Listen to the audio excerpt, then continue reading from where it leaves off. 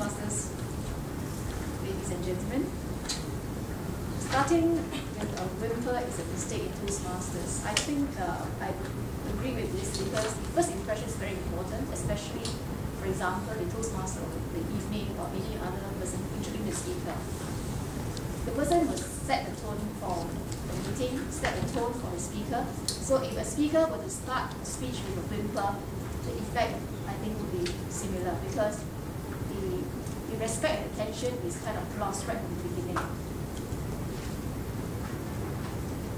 Some speakers prepare their opening, the introduction, and the conclusion very well. And this is to give impact to their speeches. And I think they have mastered the art of speaking to a large extent because the beginning and the ending is the most impactful. And starting a speech with a whimper is a no-no for a successful speaker. Now,